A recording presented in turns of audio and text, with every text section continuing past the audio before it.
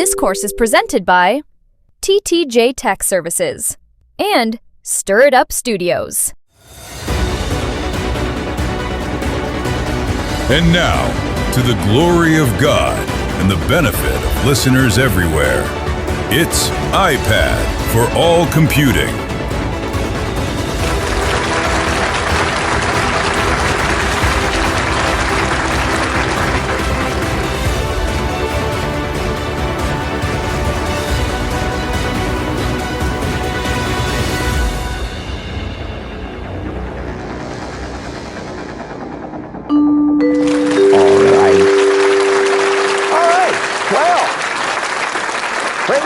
Thank you, Jesus. Glory to God. Welcome once again, my friends. This is session number 3 today of iPad for all computing. Trainer Matt coming at you here from TTJ Tech Services, www.ttjtech.biz. We're so glad to have all of you. What a great crowd. Praise God.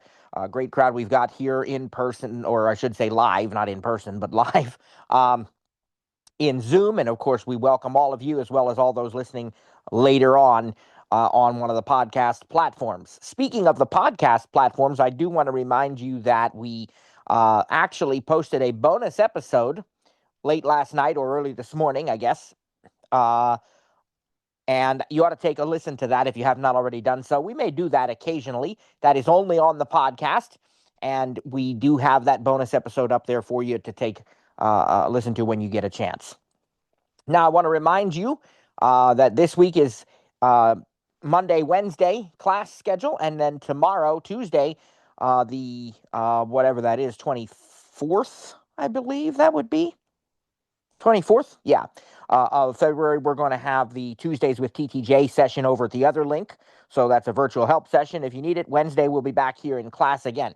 Next week, things are a bit different. We have class Monday and Tuesday, no class on Wednesday, and then the following week we have class Tuesday and Wednesday, no class on Monday. So I'll continue to review that. Also, I want to remind you that all Tuesdays in March are iPad class sessions. So you're going to need to come Monday, Tuesday, and Wednesday most weeks. We have those couple of weeks where there's other days that we don't have classes that I just mentioned. All right. So keep an eye on the email newsletter where I will remind everybody of that there as well. Plus we'll announce it here again. All right. I'm going to put my iPad into the mode that's going to allow you to hear voiceover as we demonstrate things. So give me just a moment to do that. And then we will be on our way with some demos today.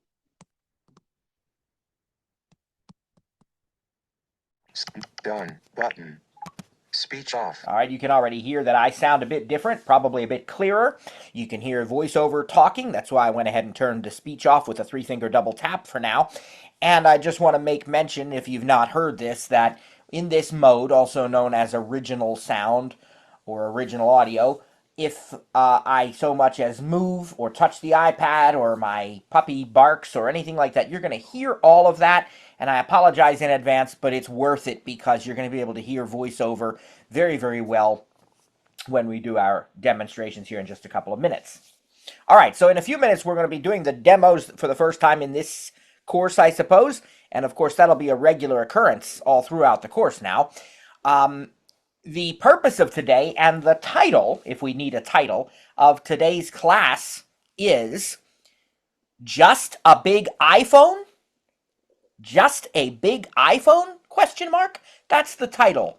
Because some people are mistakenly convinced that an iPad is just a big iPhone, when in reality, the two do share a lot of similarities, but they're also quite different, and there are numerous benefits to having an iPad, even for someone who is a full-time, totally blind voiceover user. And so we're going to talk about 5 areas today where the iPad is different. Now, please understand, these are not the only ways in which the iPad is different. However, since I believe the vast majority of our listeners are voiceover users, I want to make sure we cover these 5 from a voiceover perspective. Of course, sighted perspective, that's great too, but we want to make sure we show you how to use these 5 differences to your advantage with VoiceOver. I'm going to tell you what they are, and then we're going to go through them one by one. So 5 areas we're going to cover today where the iPad is very different from an iPhone. And if you're not aware of how to make proper use of these, they can really become a source of frustration. But if you learn how to use them to your advantage, they're going to be great. All right, so these 5 areas that we're going to be talking about: orientation, the dock, sidebars, the on-screen keyboard, and split screen apps. Okay, let's say that again. Orientation, the dock, sidebars, the on-screen keyboard, praise God, and the split screen or split view apps.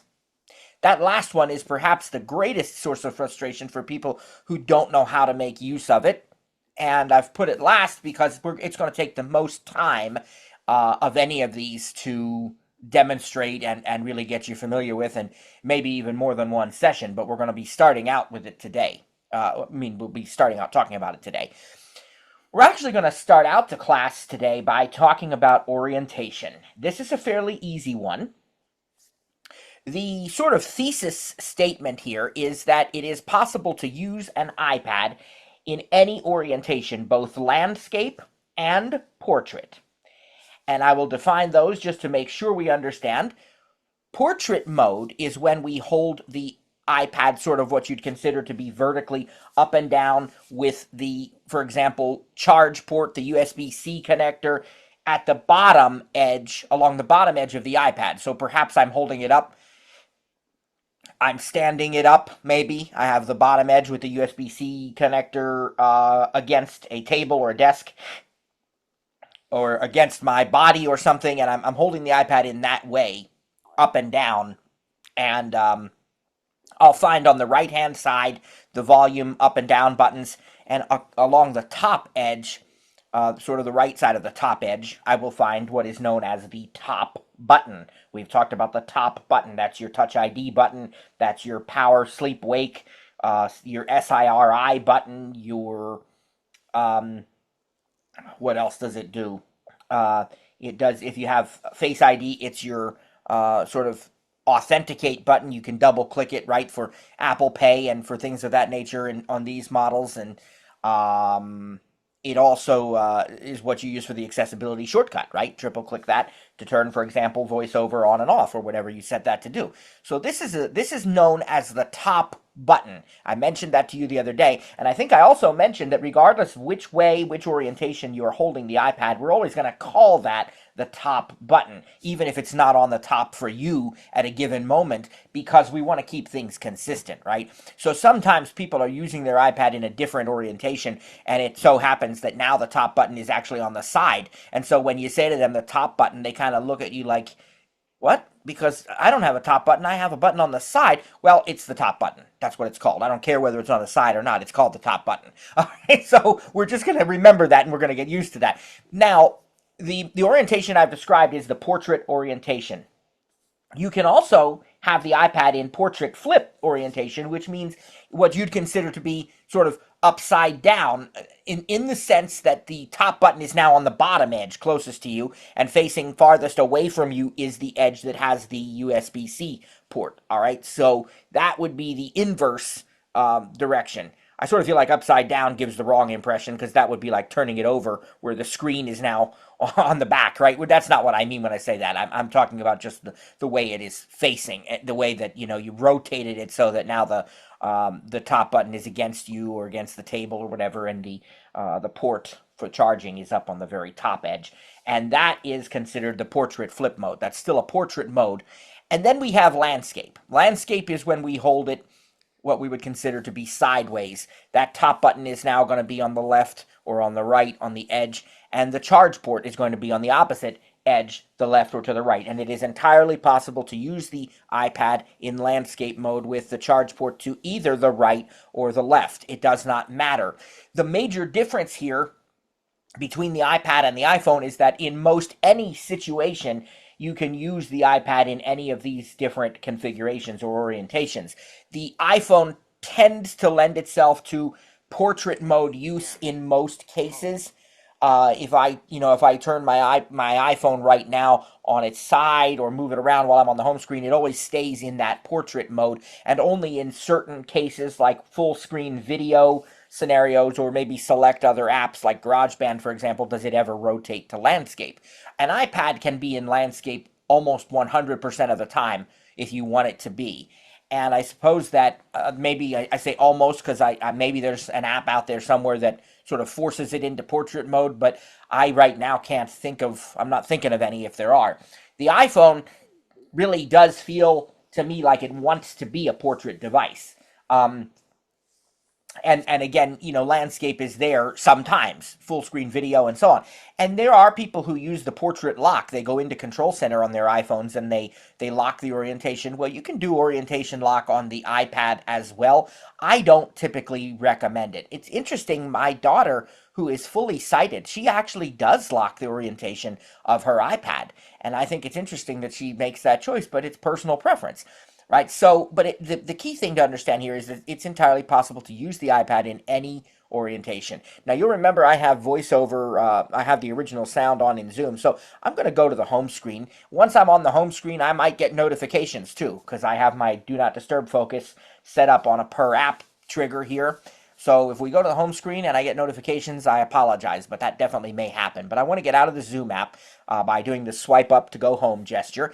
One thing you're going to hear is a picture-in-picture notification, because when you're in an app like Zoom, which is technically a video app, even though we're not using video, right?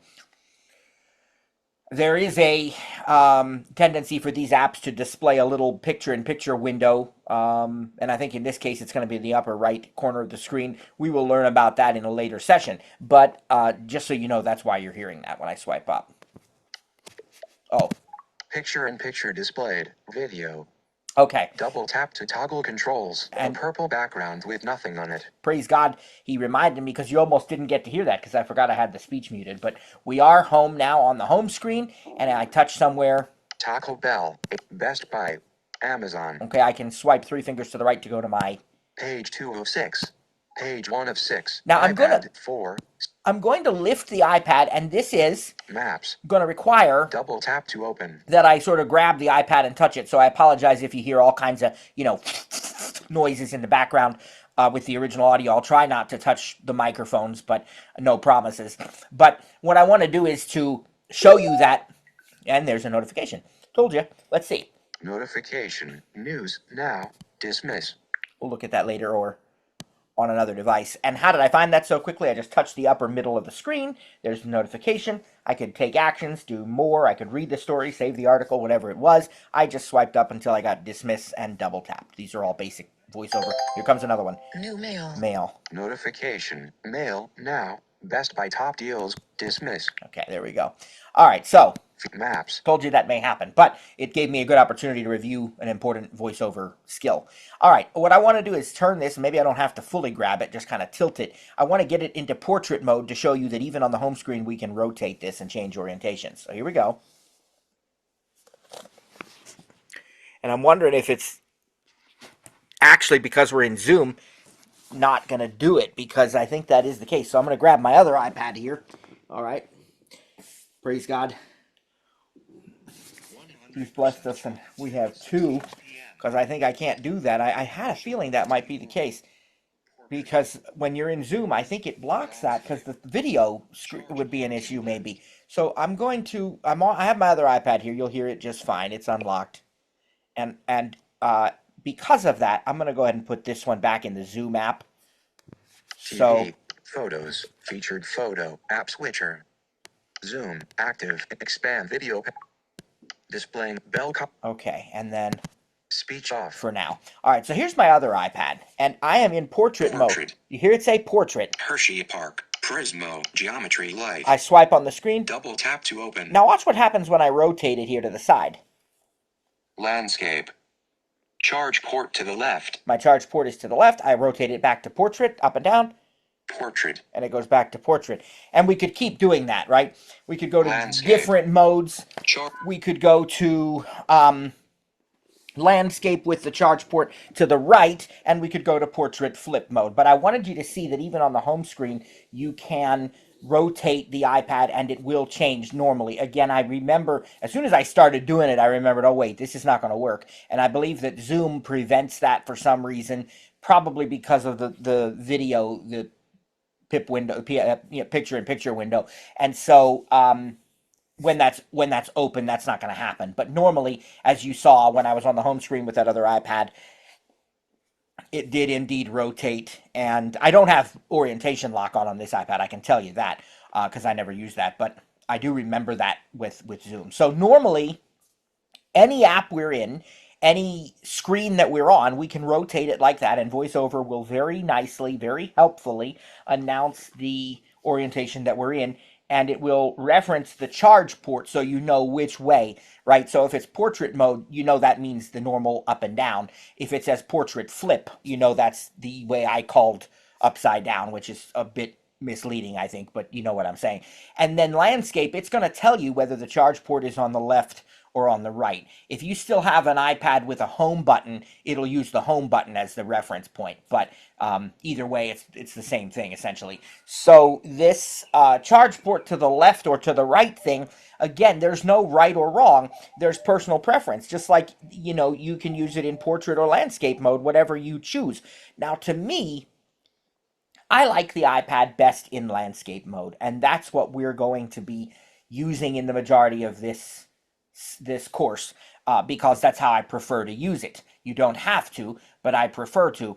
And I will say this, when you are using it in landscape mode, I actually really like the charge port on the left in landscape mode. It really makes no difference, but I just like it that way. But if you're using this iPad with most any modern keyboard case, right? Certainly all of the Apple Magic keyboards, the smart keyboards that connect, Magic Keyboard Folio, Magic Keyboard with trackpad for iPad Pro or iPad Air, or even a lot of the third-party like Logitech ones and stuff like that, they are going to force you to use the iPad in landscape with the charge port to the right, because that's the way that the iPad has to be put into the keyboard case so that it properly aligns with the smart connector, the magnets, and so on. So it is magnetic. You have these connectors, and they have to line up. So most any keyboard case that you're going to have now, it's going to require you to be in landscape mode with the charge port to the right. And when I use it with the keyboard, that's what I do. A lot of other times I use it in landscape with the charge port to the left for whatever reason. I just like that. I don't know. But either way, it doesn't really matter. And there are occasions where I've even used it in portrait mode, but not very often. Now, I've already mentioned to you that regardless of which way we have it, regardless of where that top button is located, that we're always going to call it the top button, no matter what. But there's another thing that I want to discuss with you to make sure that you understand, and maybe for some of you it will be obvious and for others not so much, but I want to make sure we cover it. When we talk about which direction we are going to swipe, or when we talk about the location of various items, we are almost always talking about their location on the screen, right? Because this is a touchscreen device, right? It's mostly all screen. And so, if we say that for example, the Messages app in my case it's on the dock, so it's at the bottom left, right? It's the first icon on the dock, it's on the bottom left, or such and such an icon is on the upper right. Okay, we're talking about on the screen. Because of that, those directions and those positions are always going to be relative based upon which orientation you have the iPad in. All right, they are not fixed positions, they are relative positions, and they change depending upon the orientation in which you are using the iPad.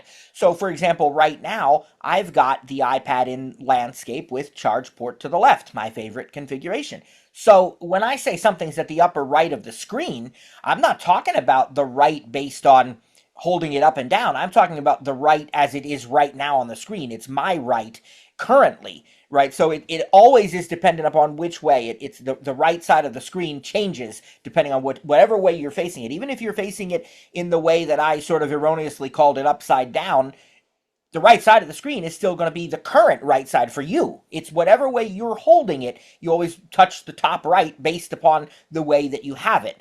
Now, I think if I say that too much more, it actually starts to get confusing because you'll overthink it. But I've actually had students who have misunderstood that and who thought it was a fixed position, and that really caused confusion. So I want to make sure I at least cover it for that reason. So always be aware that everything just goes the way you have it. It just, if I say swipe your finger to the right, that's really what I mean, based on the way you're holding the iPad now at the present moment.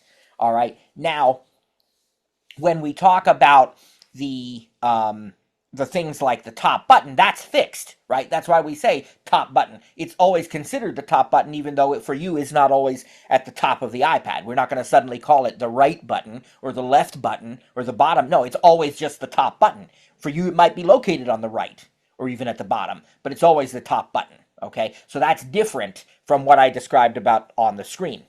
Now, let's talk about the volume buttons, okay? They automatically, and if you are a veteran iPad user and you had, iPads years ago, this was not the case, all right? But it is now. The volume buttons change functionality depending on which way the iPad is facing. The goal is that the right side button of the two volume buttons, whichever one is farthest to the right, is always going to raise or increase the volume. Whichever one is on the left is always going to decrease the volume. So they are not fixed buttons, right? Some people think, oh, it's my volume buttons are broken because when I am using the iPad with the charge port to the right, I press the volume up button and it's turning down the volume. Well, no, they're not broken. They deliberately invert. It's a deliberate thing so that you're always pressing, when you're in landscape mode, whichever one is farthest to the right to raise the volume, and you're always pressing whichever one is farthest to the left to lower the volume. All right, so just be aware of that. And when you have it in portrait mode, I don't think I've ever done it in portrait flip, to be honest with you, but in regular portrait mode, then, the upper one of the two buttons will be the volume up button, obviously, and that's, pretty common sense. But when it's turned to the side in landscape mode, you just want to be aware of that difference in the volume buttons as well. All right, so that was our first thing. It's possible to use the iPad in any orientation. VoiceOver will announce the orientation for you and when it changes, and we've given you some demos of that and described for you briefly the way to keep track of where things are when you are in different orientations. All right, the next one we're going to talk about is the dock, and I can use the iPad that I'm zooming on for this one. So let's get my speech back on. Speech on. Let's get out of the Zoom app. Record button. Picture-in-picture displayed. Video. And I'm on the home screen. Double a purple rectangle. News. Okay. Double tap to open. All of these Apple devices have a dock. On the iPhone, the dock is the bottom row of 4 icons, and it is persistent across every home screen page. You change pages, you still have the same 4 icons on the dock. You can put whatever you want there. Apple puts some there for you based upon what they think probably are the most important or most used or what have you. And so there is a dock on the iPad as well that is also persistent across all home screen pages. However, there are some additional benefits to the dock on the iPad. First of all, you are not limited to just 4 icons. You actually can have a very, very high number of icons on your iPad dock. I don't remember. I read somewhere someone said they were able to get, and I don't remember the number now. I don't know if it was like 30 or 36 or something. They were able to get a huge number of icons of apps on the dock, and I would imagine that it is dependent also upon the screen size. If you have an 11-inch, a 13-inch, if you have an iPad mini, whatever the case may be, it's probably going to affect the number of icons you can have on the dock. But just keep in mind, if you are working with sighted users or you yourself are sighted, the more icons you have on the dock, the harder they're going to be to see, because they're going to get smaller and smaller in order to accommodate more icons, and it may start to look very cluttered. And this is true of the dock on a Mac as well. But on the iPad, they've given, I believe they put 6 or 7 here. I have to count as we go through them. But I've left them as the default options. But the other thing about the iPad dock, just like a Mac, is that it is split into two sides. You have the left side and you have the right side of the dock. The right side of the dock here is going to have apps that will change depending on what you are doing. It's typically going to call it the suggested items section. And these suggestions are often based on what you've most recently used. So most of the time we'll have the 3 most recently used apps that you've had open, unless they already appear on the left side, right? But it'll have, other than that, the 3 most recent. But it's not always the 3 most recent. Sometimes it can be other things. Sometimes based on a particular behavior. For example, if you always open the Apple News app first thing in the morning while you're having your cup of coffee and you read the news on your iPad, well, it may start to suggest the news app by putting it on the right side of the dock for you, even if it's in another position also on the home screen, right? It's not taking it away from that other position. It's just gonna also show it on the right side of the dock. Another thing that it will do is it will show the handoff app, which we are going to actually demonstrate handoff 1 week from today, praise God. We're gonna talk about continuity features, handoff, and things of that nature, and you'll get to see this firsthand. But basically, there are many apps that support handoff, which is picking up right where you left off from another device. So if I have an app that supports handoff, like let's say Mail, open on my iPhone, the Mail app is also going to show up on the right-hand side of the dock on my iPad. Now, that presents an interesting experience, because you'll actually see, if you are like most people and you have Mail on the left side of your dock already, you're going to actually have Mail on your dock twice temporarily. And that may seem like a bug or something. It's not. It's by design, because the right side is the handoff version of the Mail app that is coming from your iPhone, so that if you were to double tap on it, or just single tap without voiceover, you'd immediately pick up right where you left off in the Mail app based upon what you were using on your iPhone. So there are all kinds of different things you can have on the right side. If you're on a phone call on your iPhone, you'll have the call, FaceTime or call app on the right side of the dock, so that you can quickly transfer the call to your iPad, what have you. So this is the dock, and I'm going to demonstrate it for you. I will touch the bottom left of my dock. Again, that's relative. It's based on the way I'm using the iPad, but we'll touch the bottom left of the screen, and we will hear the Dock. Music. Okay. Messages. There's my first Double app. tap to open. If I go any further to the left, Page 1 of 6. Adjustable. there's my page adjuster. Dock. Messages. Okay. Double tap to open. 1 app. Let's swipe to the right. Safari. 2 apps. Music. Mail. 10. Calendar. Photos. Notes. So 7 apps. Double tap to open. That's what I thought, but I wanted to be sure. 7 apps on the dock. Messages, Safari, Music, Mail, Photos, Calendar, Notes. Photos. Or Calendar, Photos, Notes. Double tap to open. Okay. 7. Now, Notes. Double tap to open. no matter what home screen page I am on, those apps stay the same.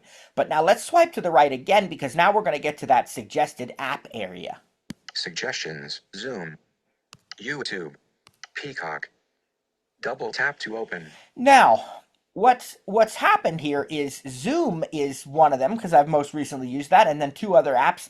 And then we're going to have something even more. Let's keep going to the right and see what else we have. Utilities. Downloads. Okay. Double tap to open. It is now possible to put file folders on your iPad dock, just like you can on a Macintosh. So by default, they've given you the downloads folder, and visually, if I were to tap on this, it would create like a grid or a fan of the items in that downloads folder. As a voiceover user, I have other options. I can long press this, and we're going to remind you about long press next week. It is going to give you the what is correctly called the quick actions menu. And again, for voiceover, long press is a double tap and hold, or you can triple tap if you're more comfortable with that. Most times that works. And for non-voiceover users, it's just a tap and hold.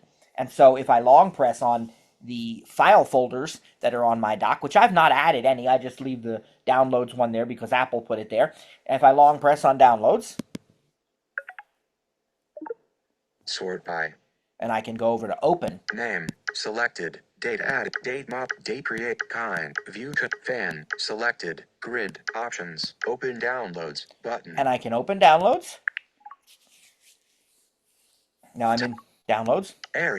Airy.dmg, Algebra 1B8 MP4, Apple iPhone deals sales on Apple Watch Session 2 unedited, audio 2/3/25, Apple event Okay, record, these are all different Apple event recording, files that are in my downloads folder. It's an iCloud folder on iCloud Drive, so all of the devices that download things will store them here. And I'm inside that folder, and we'll be teaching the Files app soon, but not today. So I'm going to go ahead and get out of the Files app. then sound hey. Downloads, Zoom, iPad 4, 60. Now, I also have widgets on my home screen. We're going to talk about those next week, but we're focused on the dock right now. So again, left side of the dock, 7 apps. Doc, Safari, Map, Cal, Photo, Notes, Suggestions, Zoom. Right side of the dock, Double tap to open. 3 apps. YouTube, Files. And notice now, Files is there instead of, I think it was Peacock before, but now that I've opened Files, it actually put that there. And then our section of file folders, which we can have. Utilities, Downloads. And then Double there's tap to something open. else here. App Library. There's an icon to Double tap to open. quickly open the app library. And you might remember that the app library is where we can find every app that's installed either in an alphabetical order view or automatically by category. We can search for apps, and we may demonstrate that later. But that final app, if we go to the right, there's nothing else. App Library. Okay. That is Double tap to the open. final thing on the dock. So the iPad dock is much bigger and technically more functional on an iPad because, again, it's especially because you are now able to put file folders on the dock. So if there's a folder you use frequently, you want to get to its items, you can put it right there on the dock. And how do I do that? Well, I'm going to show you that when we learn how to use the Files app. But basically, for those who are already using the Files app, if you long press the folder, you should be able to, there should be an option under there that says add to dock. So you can do that, but we'll demonstrate that later on. The other thing about the dock is that it is possible to display the dock while you are in an app without actually going to the home screen. And so you want to keep the app open, but you also want to see the dock. So how do we do that? Well, let's get into an app so we can see. Doc, Messages. We'll go into that. Double tap to open. Now, okay, what's that doing? Oh, it's trying to Doc, type Messages. something. That was weird. I don't know if it's going to... Let's see if I Voiceover off. do this, if that'll fix it. Voiceover. Oh, Grab that's very accent. weird. App switcher. Heading not found. Doc. Call with messages. There's my active. call. Oh, that's another thing. Notice Swap call with Zoom meeting. there's active. my call with Zoom meeting in the app switcher. Message So you can closed also mess- see these things Close message. in Call with the Zoom app switcher. Heading Let's not see if found. that fixed Doc. Safari. the weird thing that was Messages. happening there. Double. Filter. Button. It did. Okay, I don't know why I had to force quit that app, but we're all good now. So we're in messages. I don't know if there's anything selected. Messages. Walter. Okay, Vertical. we do have a message selected, and we'll learn about full screen, split screen apps here shortly. But I'm in the Messages app, okay? Add. Button. Message. 114 grab accent. Text field. That's where that was it was like, no matter what I did, it was using the, and it should not have done that, but let me delete that very quickly. Message. Return text. Misspell. Edit. Select. Scans. Select all. One. Delete. Selection deleted. All right. One. Message. Add. Button. Either way, you can tell I'm in the Messages app. Walter. Your iMessage. Your iMessage. Delivered. Add button. Message. Text field is editing. iMessage. Dictate. Dimmed. Button. Of course, dictate is dimmed because we're on a Zoom call. Now, if I want to stay in this app but also show the dock, the gesture to do this, now you are all familiar with, hopefully by now, the go home gesture. It is the gesture where we swipe up from the bottom until we hear that second blip sound, right? Well, if you want to reveal the dock without going home, you do the same thing. You touch the bottom and then swipe up to the second sound, but instead of lifting your finger, you immediately swipe back down. And that is going to reveal the dock. So it's touch, swipe up, and don't lift your finger, but immediately swipe back down. Again, touch, swipe up, swipe back down. And that will reveal the dock. It's important you practice this because we're going to learn a similar gesture on Wednesday for a different purpose. But let's demonstrate this right now. So I'm on my Messages app here. Space. Okay. Use the rotor to access And there it did messages. it. Now, you notice Double tap to you open. heard the two sounds, and then you might have heard this little whoop sound, right? That was the swipe back down. If I touch the middle of the screen, Messages. Active. Conversations. Pat. Pin. Kids chat. Family chat. Pinned. right, those are my message Actions available. conversations, or my messages on the right side. Again, we're going to learn about split screen apps shortly, but the conversation is on the right where we were before. Message it. Vertical. Add button. Message. Text field is editing. iMessage. Character. But now what happens if I touch the bottom of the iPad screen? Dock. Calendar. Photos. Notes. See, so now Double tap to open. my dock is there, but my Messages app is still open, okay? And if I want to close the dock and hide the dock again, but keep the Messages app open, I repeat the same gesture. Messages. Space. And dock, when I photo. Messages. Dock. Photos. see, there's the dock. Cap So Y. there we Cap go. Yankee. Now we've hidden the dock, Actions okay? of it. Now it's Space. Numbers. Handwriting. High keyboard. just normal again. All right, that is the dock. So we've learned a lot about the dock. 7 apps or more on the left. You can have less too, it doesn't matter, but the default they've given you is 7. 3 on the right, the suggested app area, and then file folders if you want them on the dock, and the app library icon on the dock. And we've also learned how to show and hide the dock while remaining in the active app. All right, since we're in Messages, we're going to go ahead and talk about the on-screen keyboard, because why not? We're already in a good place to talk about that. So I really like to use the on-screen keyboard in landscape mode because you really do have, at least on the larger iPads, not the mini necessarily, but anything in the 11-inch category or larger, you really have a full-size keyboard under your fingers. Even though it's a software on-screen keyboard, you can actually use proper home row fingering and proper typing fingering, no matter whether it's the home row or not, right? But you can, put your fingers in that position. Now, with VoiceOver, you still have the different typing modes, just as we learned back in the VoiceOver class. You have standard, you have touch, you have direct touch. I like to use direct touch. It doesn't mean I never make a mistake, but I still like to use it, and autocorrect is on, so if I do make a mistake, it often will fix it for me. But I can just put my fingers in the normal position where A is under my pinky. Cap A. Notice on the Cap Alpha. iPad there's a caps lock. Actions available. There's a caps lock to the left, Caps lock. and above caps lock Tab. there's a tab, so it's one in. It's not the farthest to the left, but notice Cap A. there's A, Cap J. there's J under my Cap my Juliet. right pointer, my right index Actions finger, of and I Cap H E L L O period. Cap A O dub space A O U U O U question mark. New line. just typed hello, how are you? And it was very easy, praise God. And it started to automatically fill in the word you for me even before I typed it. But I went ahead and typed it anyway just for the practice and to show it to you.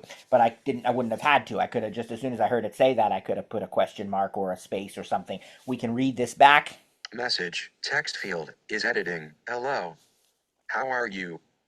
Character mode. Insert. All right, so that's the first thing about the keyboard. Now, I don't know if you noticed when I tapped on a letter and didn't actually insert it. Remember, if you're in direct touch typing and you don't want to insert something, you have to keep your finger held down for a second or so. Cap S. Cap Sierra. Actions available. Notice Use the rotor to access misspelled words, mentions, text effects. Notice that it said actions available. Well, what in the world actions could there possibly be on a character on the keyboard? And the answer is that on the iPad, your actions are numbers and additional punctuation, so you don't have to switch to the numbers mode for many common punctuation symbols and so on. New mail. So, dismiss that. All right. So, here's the deal. Let me first show you, before I get into those actions, let me show you that on the iPad main keyboard right now on screen, we have the period and the comma readily available. Here's the L. Messages. Cap L. Just below it period is the period. Swipe up or down. Just like you would expect on a physical keyboard. And here's the K. Cap J. Cap K. Comma. Just below it is the comma, okay? Just like you'd expect on a regular mechanical keyboard. If we add the Shift key, return. Let's go up here so that you can see. If I add the Shift key, by touching it, I don't have to hold it. Quadruple tap to enter caps lock. And that still works. You notice that. But I don't have to hold it. I just tap it. Now it's on. You can hear that. Shift. Selected. Shift. Now my comma. Exclamation mark. My comma is exclamation, and my question mark. Period is question mark. All right? So these are always on the main keyboard when you're doing normal typing. All right? So you always have them there for quick access. Now, the exception to this is our 13-inch iPad users. And I have confirmed this to still be the case because I just actually set up two of them for customers, a 13-inch iPad Air and a 13-inch iPad Pro, just within the past few days, a couple of days really, I guess, or two or whatever. And I did confirm that they actually have the extended on-screen keyboard, which provides several things. If you are a 13-inch iPad user or one of the older 12.9-inch iPad users, what you're going to have, first of all, is you're going to have your number row right on the main on-screen keyboard, just like a physical keyboard would have the numbers above the letters, full alphanumeric. So above the row with the tab and the Q, W, E, R, T, Y, above that you're going to have the numbers 1, 2, 3, and so on, all that regular stuff.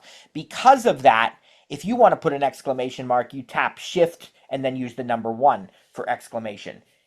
Number 2 is @ sign, so you do Shift and the number 2. And now you don't hold down the Shift and press 2, you just tap it to select it, and then touch the number 2 and you get the @ symbol, and so on. So it's just like a physical mechanical keyboard in that regard. And because of that, the exclamation mark and the question mark are not where I just demonstrated. Instead, exclamation mark is with the number 1 using Shift, and question mark, if you're remembering, is with the slash, the /, which is going to be down at the bottom to the right of the period.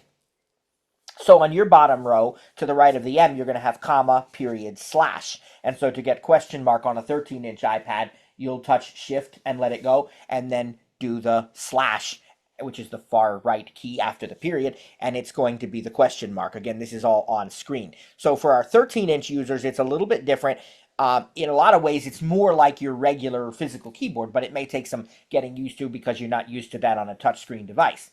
But now, if I don't have a 13-inch iPad, if I have an 11-inch, as I do, what you're going to find is these actions. Remember I said actions available? Well, let's look at what they are. So I'm going to touch the letter Q. Q. And Quebec. I'm going to swipe up or down to select a custom. Let me stop that there. I'm going to swipe up or down with one finger and see what I get. 1. Activate default. 1. Activate. Isn't that default. Interesting? So activate is going to enter the letter Q. But if I swipe up or down, I hear the number 1. So if I want to insert 1, let's go to the end of my... Return new line. Okay, so... Cap Q 1. Let's type a 1. Now when I double tap, I have to make sure that my fingers are not anywhere near the on-screen keyboard, right? Because excuse me. New mail. Dismiss. I might have to... Messages. I might have to go put Do Not Disturb on even right here, but we'll see. But if I were to do this, Cap Q. swipe down. 1. Now, if I were to double tap where the on-screen keyboard is, it won't work because I have direct touch typing enabled. So if I double tap where the numbers or the letters actually are on the keyboard, it's going to make it do... Cap Q. See, I now inserted 2 Qs because I touched in the actual keyboard area and it's direct touch typing. So let's delete that. Q. Cap Q. Let me show you the proper way to do it. Cap Q. Touch somewhere else. Cap 1. Now I'm way off of the keyboard, somewhere totally different on the screen, up higher on the right, and I'll double tap.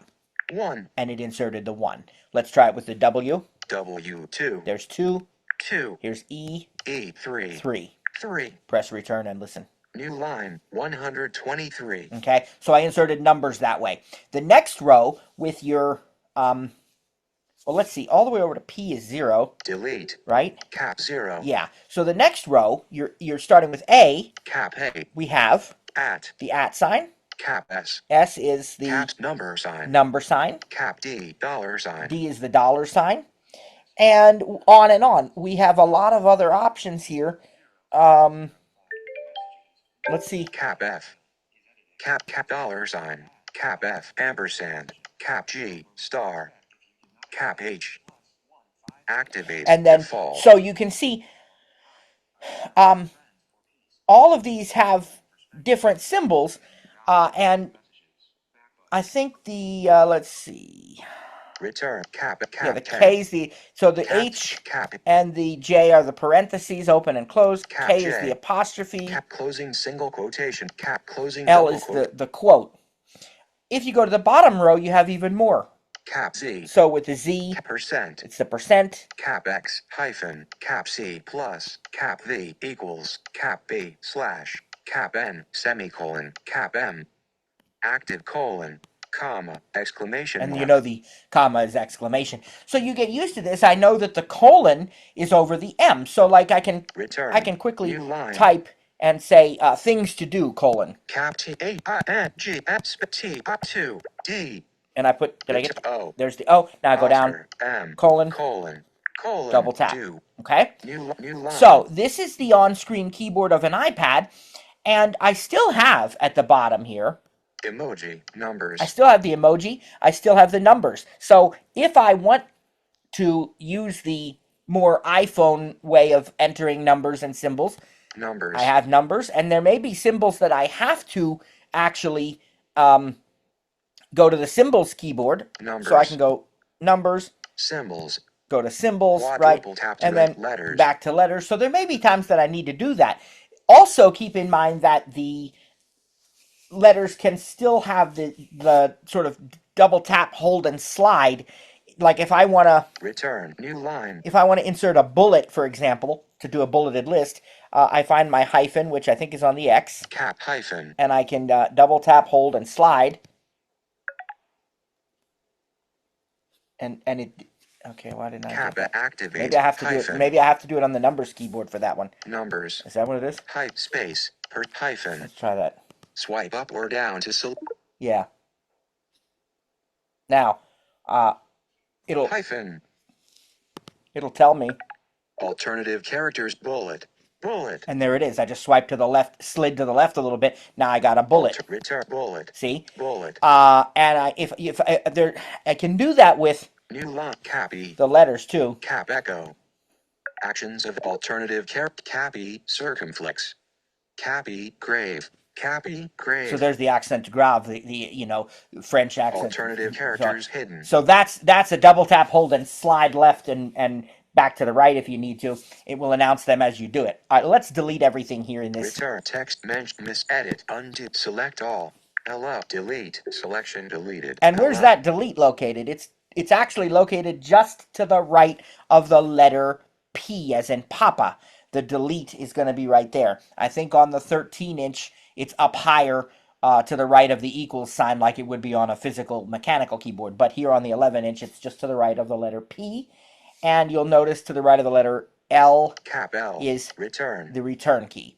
So, you have Shift, Selected. Shift. On both sides. Quadruple tap to enter caps lock. The bottom Actions here you have available. Emoji. your globe, your emoji, Numbers. the numbers, Dictate. the Dim. dictate button, Space. space bar, Numbers. numbers again, Handwriting. handwriting, Hide keyboard. and hide keyboard. Let's talk about those two. Handwriting allows you to quickly bring up a palette where you can physically handwrite in any edit field. It's called Scribble. Any edit field that accepts text through the keyboard will have this handwriting option. And sometimes the iPhone does have that if you put it in landscape mode, but not in portrait mode. But here on the iPad, you'll have it. And it's not the voiceover handwriting feature, it's actual handwriting. You can use your Apple Pencil or your finger, and you can handwrite in most any edit field, and it's called Scribble.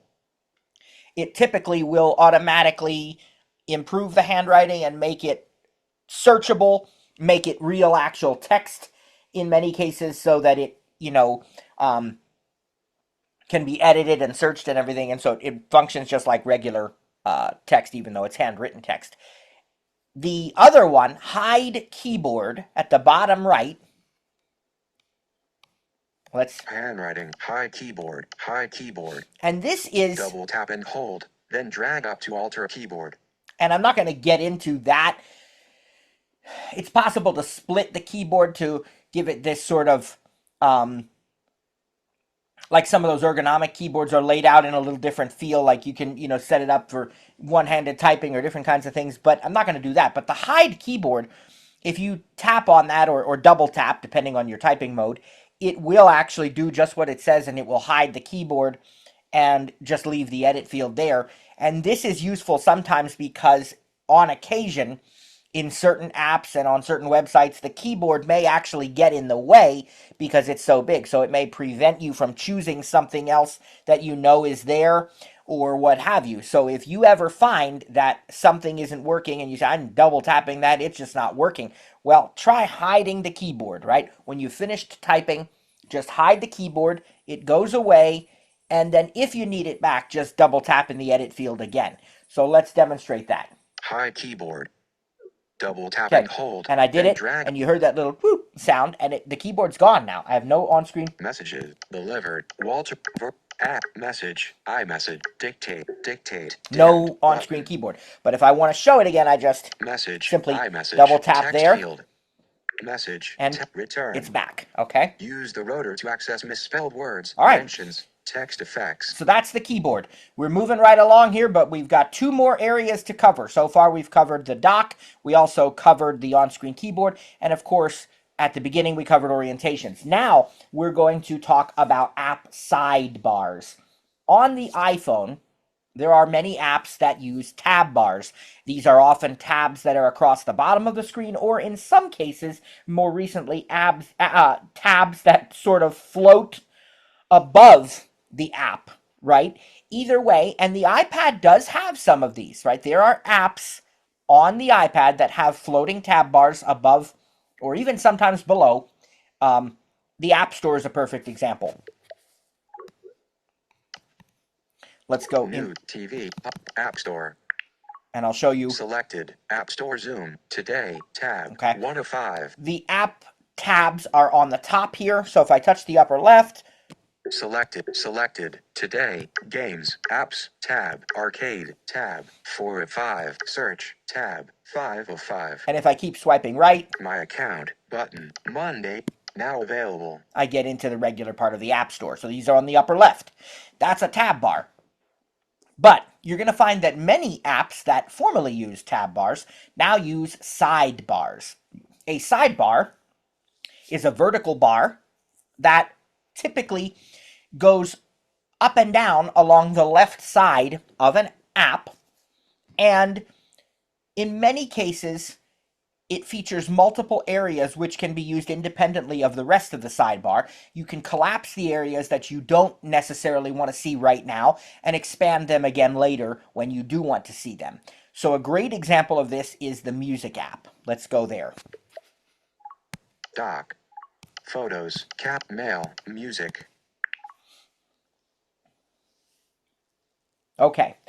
Now, the first An thing illustration of a blue and white is that we can hide and show the entire sidebar. So let's look at the top left of this app right now. music, active, edit, button, edit, hide sidebar, button. Okay, so right now, the sidebar is showing.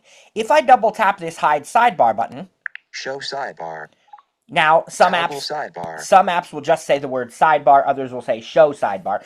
But you can see now, toggle sidebar, button. and it actually changed. Now it says toggle sidebar.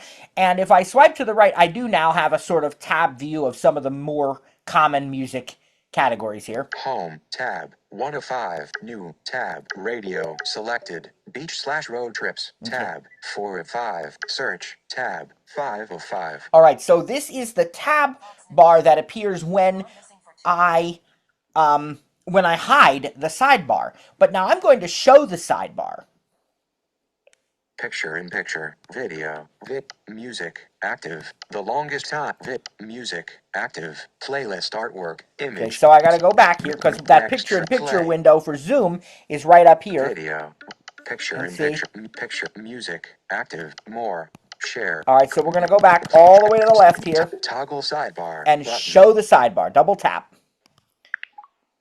Edit, Now notice the first thing is edit, the edit button. edit, Okay? edit. But we are going to Picture 250, new, we're going to focus edit, button. on what's on the sidebar already. This edit button would allow us to change what's on the sidebar, but let's just go to the right. Hide sidebar, button. Search, The first thing swipe up or down to select. The first thing is search. We can double tap that to initiate a search and type in something we want to look for in the music app. Home, new, radio, library, heading. Now notice, home, new, and radio were there, but notice that they were all, it didn't actually say button, but you could choose any one of those to go to those categories immediately. Apple Music Radio, to home, whatever. But notice with library, it said heading. Listen to the whole thing. Library, heading, expanded. Double tap to collapse. Swipe up or down to select a custom action, then double tap to activate. So if I don't want to see the library, I double tap this and it collapses. Watch. Library, heading, collapsed.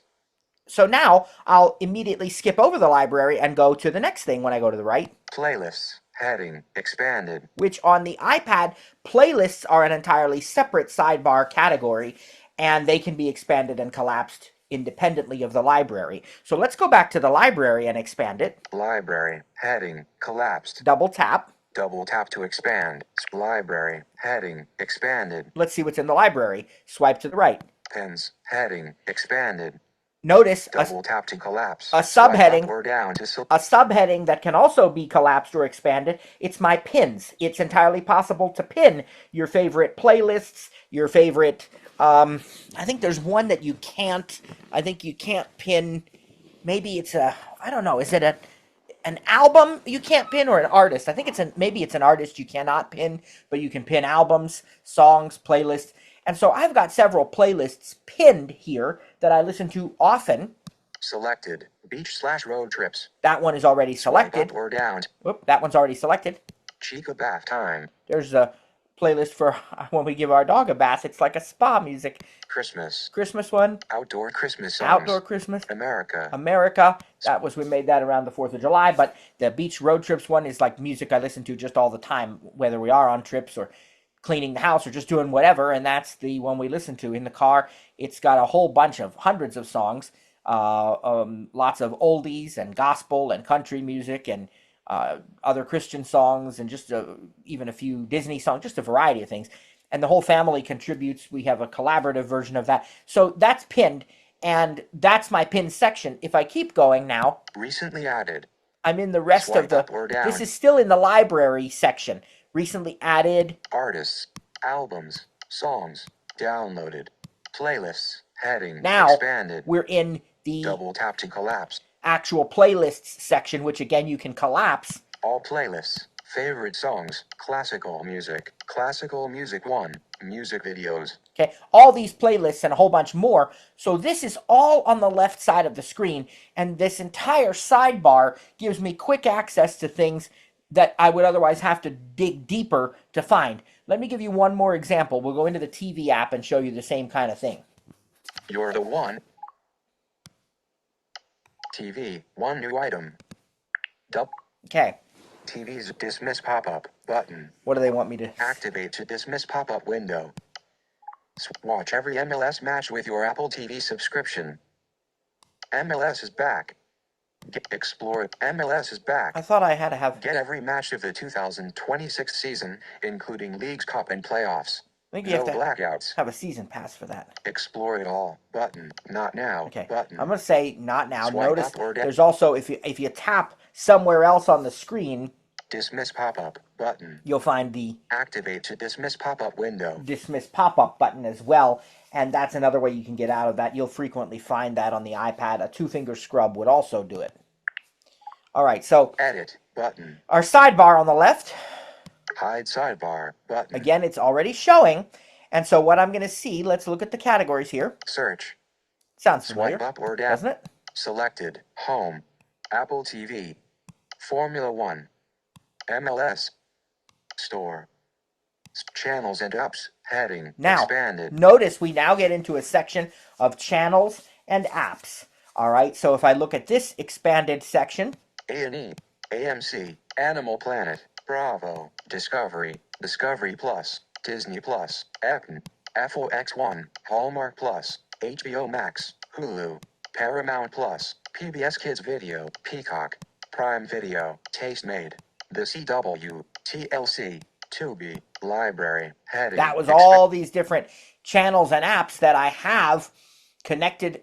And then notice now the library section. Library. Heading. Expanded. Again, notice you can collapse it. So if I didn't want to see all those channels and apps and I just wanted to get right to the library, I could have collapsed them. But now the library has in it Recent purchases. Movies. TV shows. 4K HDR. Family sharing. Genres. and so on. So Swipe up or down to these are, and you just double tap any of these to select them. And again, you can go into edit and you can customize what is on the sidebar. All right, so that is a bit about app sidebars. We're going to see them in many different apps. Now, when we do talk about the TV app and the music app later on in the course, you'll understand already we don't have to spend the time teaching the sidebar. We already know now how to use sidebars. All right, now, the thing we're going to spend the remainder of our time on today before questions is the split view or split screen apps. Many apps on the iPad are split screen by default and really cannot be changed from that. Some people see this and they say, well, how do I disable it? Well, you can't, right? They are automatically split screen in order to take the most advantage, the best advantage of the screen real estate that is available to you. In a split screen app, what happens is that on the left, you have the sort of main category of things, and on the right, whatever is selected on the left will display its contents on the right, okay? Let's start out with the settings app to give you an example of what that's like. Let's go home here, and let's go into settings. settings. Double tapped. Now, Settings zoom. Search. Search field. I am going to, although I'm already on the left, I'm going to touch the left-hand side of the iPad with my finger Search. Search field. and swipe right. Sidebar. Matthew Volbrecht. Apple account. iCloud Plus. And more. Now, you know that's my name, the first thing we see in settings. And you notice that it actually called this a sidebar. I guess technically it is, but it's also the entire left side of the screen in this case. So let's keep swiping now through these settings categories. They should sound very familiar to you. Family. Button. Airplane mode. Wi-Fi. Bluetooth. Cellular data. Personal hotspot. Battery. Selected. General. Button. Notice it said General is already selected. I'm going to go ahead and tap General again. Selected. General. Okay, so now if I swipe, I should see things like About, Software Update, iPad Storage, right? Swipe to the right. Accessibility. Apple Pencil. Camera. No, Button. I don't see those things. What's going on? Well, what's going on is that I'm still on the left side of the screen. General is selected. Selected. General. Button. But all the stuff that I expect to see in General is on the right side of the screen. But now notice, if I keep swiping to the right, I don't go over to the right immediately, I'm still on the left side. Accessibility. Apple Pencil button. What I really don't want to have to do is to keep swiping all the way through the rest of these categories. So what I'm instead going to do is I'm going to lift my hand and I'm going to touch the right side of the screen to immediately bring focus to it. I will touch the sort of upper middle of the right-hand side of the screen, and I'm going to define that a little bit better in a moment, but let's just show you first. General heading. Now I got to the general heading. Manage your overall setup and preferences for iPad, such as software updates, device language, AirDrop, and more. So now if I swipe to the right. About button. Software update button. iPad storage button. Exactly what I am expecting. It's on the right-hand side. Meanwhile, if I touch the left side anywhere. Sidebar. Cellular data. Personal hotspot. Battery. I'm on the left again. Now, let's try to define this a little bit more in a way that might hopefully help some of you. I like, when I'm teaching this, I like to imagine that the screen is set up in quadrants, all right? It really isn't, but I'm trying to give a visual to help people to sort of narrow things down in their minds a little bit. So I imagine, any of you remember those, I guess they probably still have them, but we used them when I was a kid. They called them wiki sticks, and you could, quickly design something to show somebody who couldn't see what things looked like, and you put different sticks across there and they'd stick to the paper or whatever. You could do the same thing with like puffy paint or, even glue or whatever, but the wiki sticks were easier because you could just pick them back up when you were done with them. Well, imagine if you used those and you created a horizontal bar on the top left of the screen, one on the bottom. You did that for the bottom left quadrant, the bottom right, the upper left quadrant, and then you also did it on the upper right and lower right quadrant as well. So you have 4 horizontal bars on the screen, and then you take a wiki stick and put it vertically right down the middle, separating the 2 sides. Now, it's really not quite like that. When visually, sometimes it's not exactly a quadrant, sometimes it's more than half, it's 2/3, and there's not a big bar separating the two by any means, right?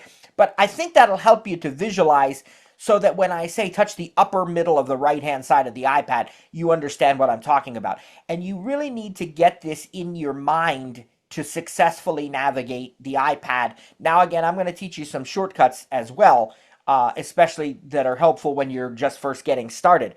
But any of you who have worked with me privately as gold customers or otherwise and have gotten iPad training from me already, you've heard me tell you this.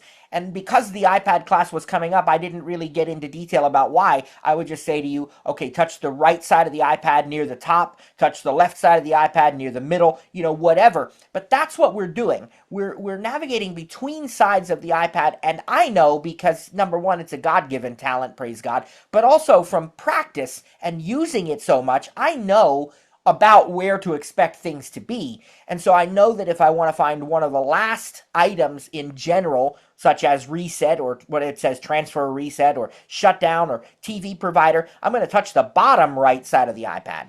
Local capture, screen capture, autofill, and background app refresh. We're getting to the bottom. I could do a 4-finger single tap to jump clear to the bottom. Shutdown button. That's on the right side. If I want to go back up to about, I know I can quickly single tap near the top right of the iPad here, on the right middle sort of. Dictionary button. A little bit more to the left. Dictionary. General heading. There's general heading, and then now I can swipe to the right. About. And there's button. about. I know if I touch the left. Sidebar. Cellular data. Personal right hotspot now off. I'm button. back on the left side, and so it's easy when you get used to it and you get used to the location of things to just literally tap from one side to the other. Now, when I say tap, you really have to 1-finger tap first to bring focus there. Sometimes people will make a mistake. They'll be on the left like I am right now. Battery selected. General button. And I'll say, okay, start touching the right side of the iPad now to find what's in general. So they'll go to the right, and then they'll hear this. Accessibility. Apple Pencil. And I'll button. say, no, you're still on the left. You need to touch the right. And they'll say, no, you're wrong. I am touching the right. I can't go any farther to the right. Well, what they have failed to do is to first touch the right. They've just kept swiping, and because they've kept swiping, they're not bringing focus to the right side. The voiceover cursor is still on the left. You need to actually one finger tap first or touch the right side, and then About button. now you are actually on the right-hand side of the iPad. Now, if I keep swiping back to the left, it's going to wrap me around to the very bottom left item. So let's go to the left. Manage your overall setup. General heading. And again, watch what happens now. General heading. Sidebar. Apps button. Notice it took me back to the left. The very last thing down there is apps. General heading. If I swipe to the right, notice it does take me to the right now, to the top of the right. So you go from the bottom left to the top right, but you don't want to have to swipe all those times. You want to get used to knowing where things are. Now, there are some other shortcuts that sometimes work. The containers option in the rotor, which a lot of people remove because they don't know what it does. Many times the containers option in the rotor will serve to quickly move you from one side of the iPad to the other. Let's touch the left. Sidebar. Touch ID and passcode. I'm going to do a button. 3-finger swipe down to get higher up in the Page 2 of 3. Page 1 of 3. list here. Wi-Fi. Home. Bluetooth on. All right. Button. Let's turn the rotor to containers Containers. and let's swipe down. General heading. Notice what it did now. It took me directly to the right side of the iPad, the general category, which is what's still selected. Let's go up. Search. Search field. It takes me now back to the top left, which is the search. All right. So especially when you're just starting out, you can use containers in the rotor. It'll help you to quickly get from one side to the other. But as you do it more and more, you won't even need to, because you can get used to just doing it by touch and knowing approximately where things are going to be. Now, I want to go another level into this because I want to make sure you're clear on this. So let's go to accessibility on the left here. Sidebar. Bluetooth. Person. Battery. Selected. Accessibility. Button. And double tap. Selected. Accessibility. Now, first of all, we want to go into, let's say, voiceover. So I'm going to touch again, I could use containers, but I'm just going to touch the right side because I know that's where it is. Accessibility. Heading. Swipe right. Personal vision. Voiceover. On. Button. Double tap. We want to maybe pretend we're going to make changes to some voiceover settings. So double tap. Voiceover. Switch button. On. And let's go to the right. Double And let's tap. Double. Learn what's new in voiceover. Voiceover tutorial. Speaking rate. Speaking rate. Adjust the speaking rate. Speech. Button. Braille. Voiceover recognition. Verbosity. Audio. Button. Commands. Button. Rotor. Button. let's say I want to make some changes to something in the rotor. So I'll double tap here. Rotor items. Button. All right. So far, we have not seen any back buttons, right? Remember the iPhone? How you go into general, and then if you want to go back to the main settings categories, you have to go to the upper left and hit the back button. That was not the case on the iPad, right? Because when we selected general, it didn't go into anything. It just selected it on the left and it displayed its contents on the right. So if you wanted to go back to the rest of the settings categories, you just tap on the left-hand side and pick a different one. But now that's going to be different, because as soon as you selected accessibility on the left, you brought up the accessibility options on the right.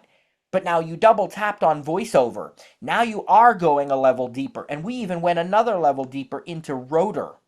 The question I have for you to ponder is, where is the back button going to be?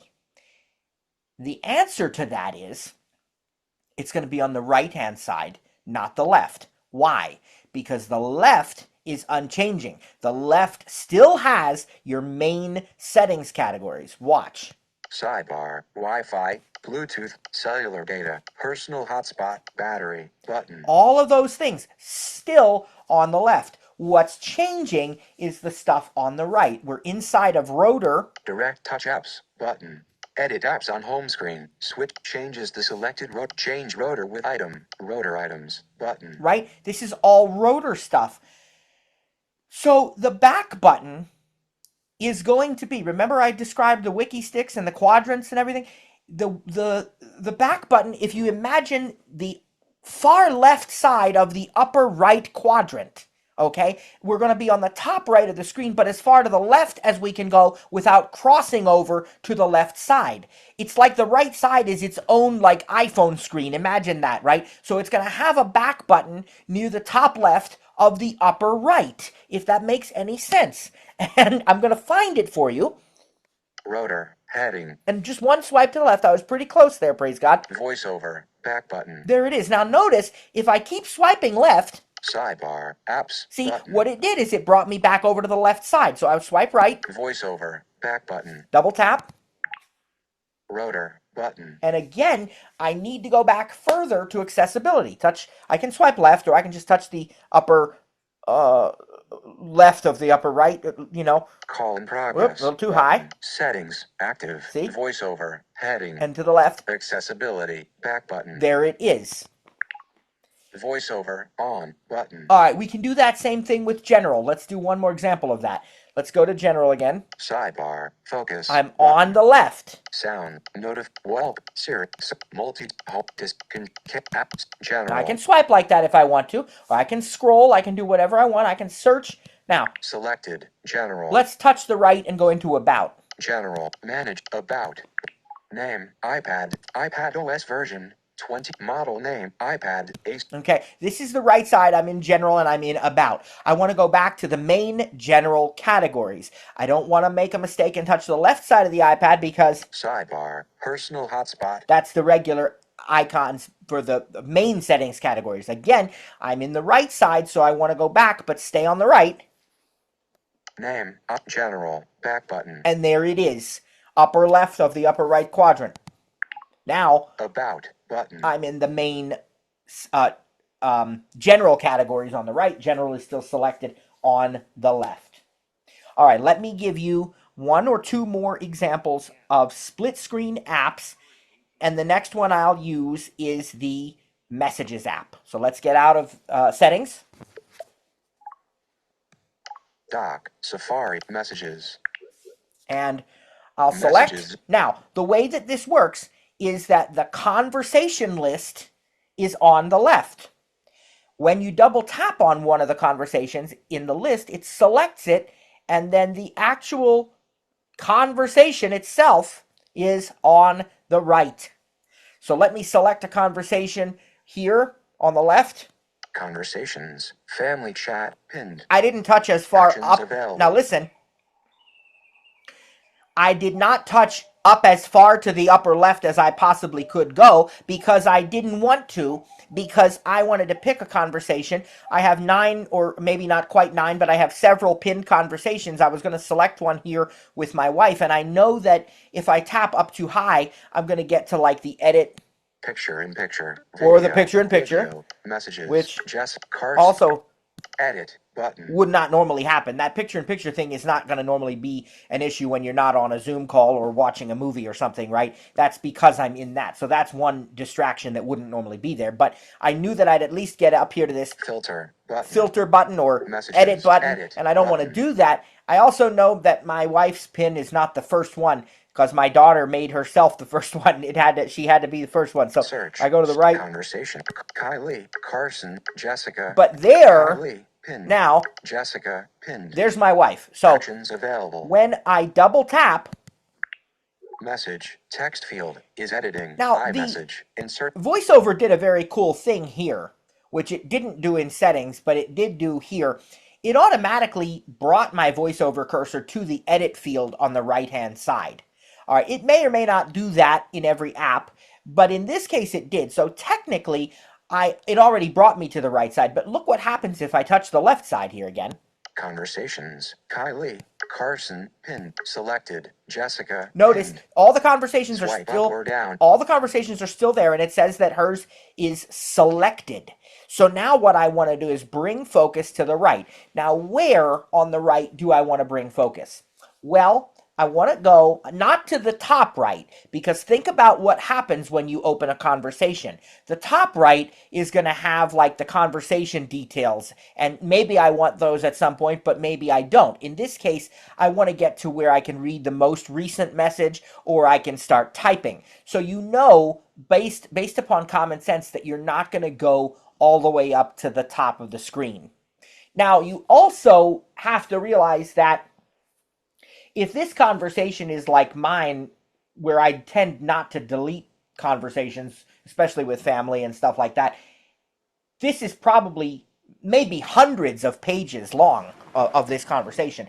And you have to know from common sense that it's not going to show all of that on the screen. You would have to scroll back and back and back to get to earlier parts of the conversation. It's going to show the most recent page that it can find in the conversation. So what common sense would tell me is that probably the edit field is going to be about 3/4 of the way down on the screen, unless the keyboard is already displayed, in which case it's going to move that's going to sort of take up all the lower, I don't know, half of the screen, and it's going to move everything up so you'll have less conversation showing. So I don't know right now whether the conversation is, whether the keyboard is showing on the screen or not, but I know it's going to be on the right-hand side, not near the top, because that's my buttons to, view the conversation details and FaceTime and all that good stuff. So what I'm going to do is I'm actually going to touch the bottom right of the iPad. Not the bottom right corner, kind of the bottom right middle. The middle of the bottom right quadrant. Now, why am I choosing that? I might not necessarily, but as I think through it, that makes sense to me. Because what that's going to do is it's going to make it very clear to me that either the keyboard is showing, and I'll know that right away, or I will know that I am as far down in the conversation as I can go, so I'll find the edit field. I'm either going to find the keyboard or one of the last messages and then the edit field. Either way, touching the bottom right makes a lot of sense here. Bottom right, middle. Space. Okay, there you go. Use the rotor to access messages. The keyboard is showing. We heard the space bar. It's already showing. If I want to hide it, remember that hide keyboard button at the bottom right, but it's already showing.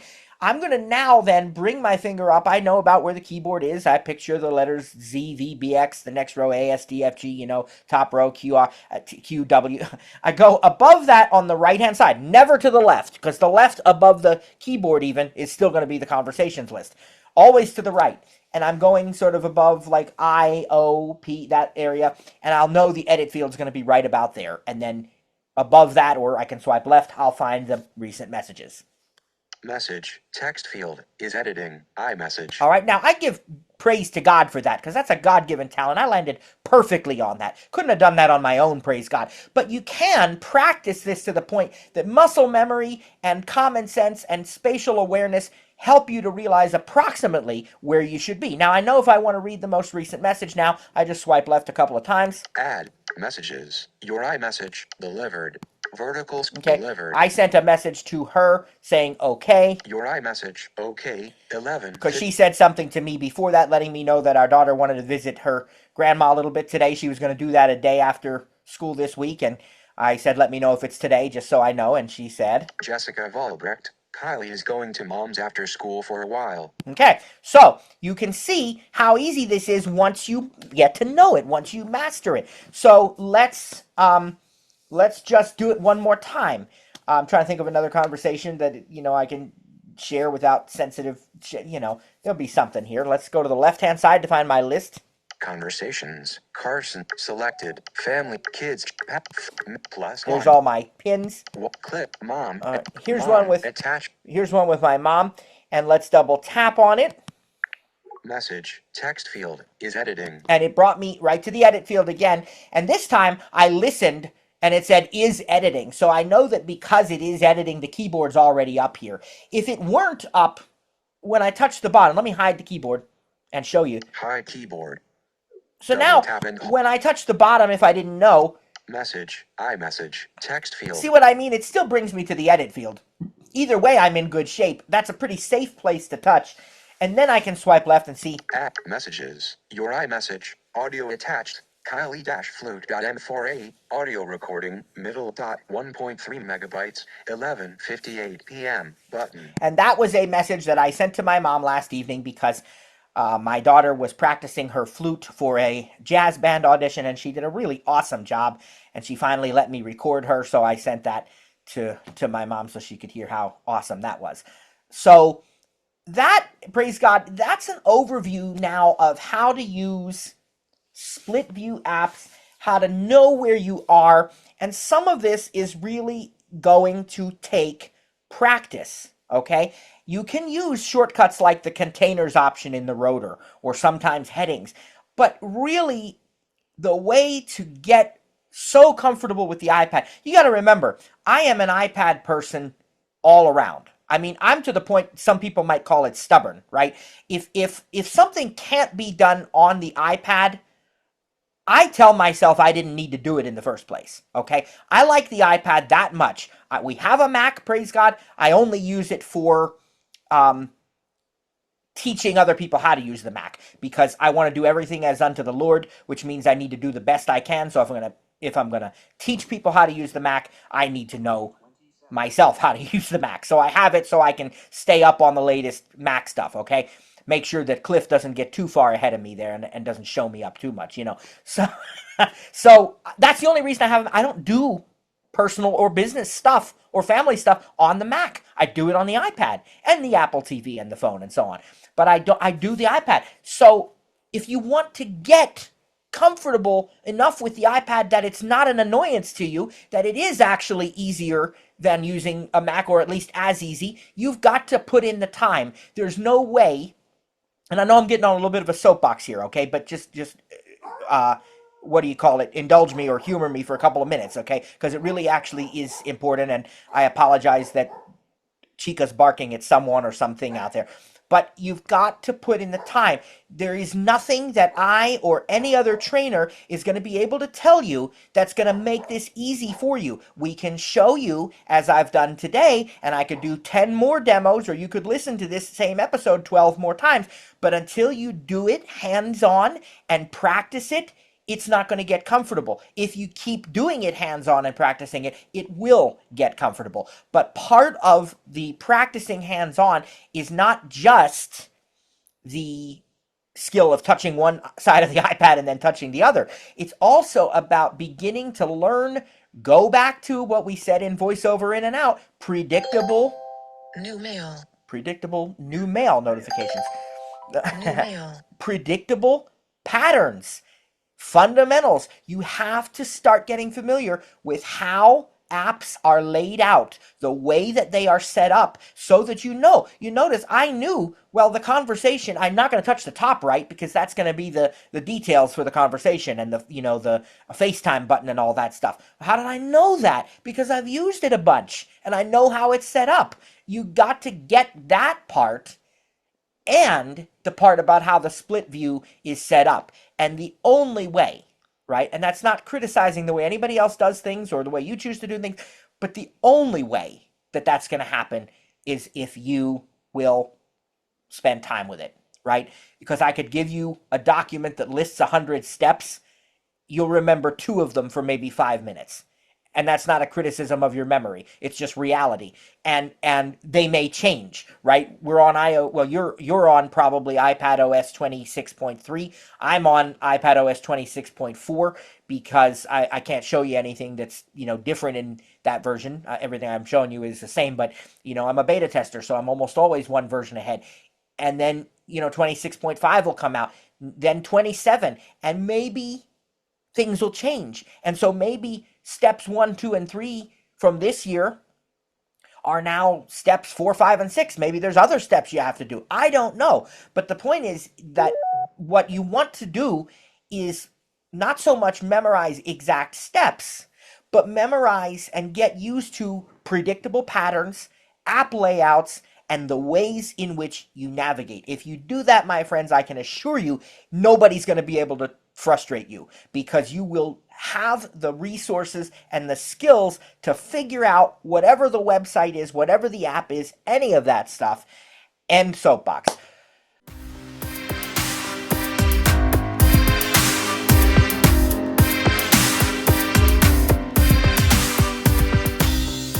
Thanks for joining today's session. Didn't get your question answered? Have an additional comment or feedback?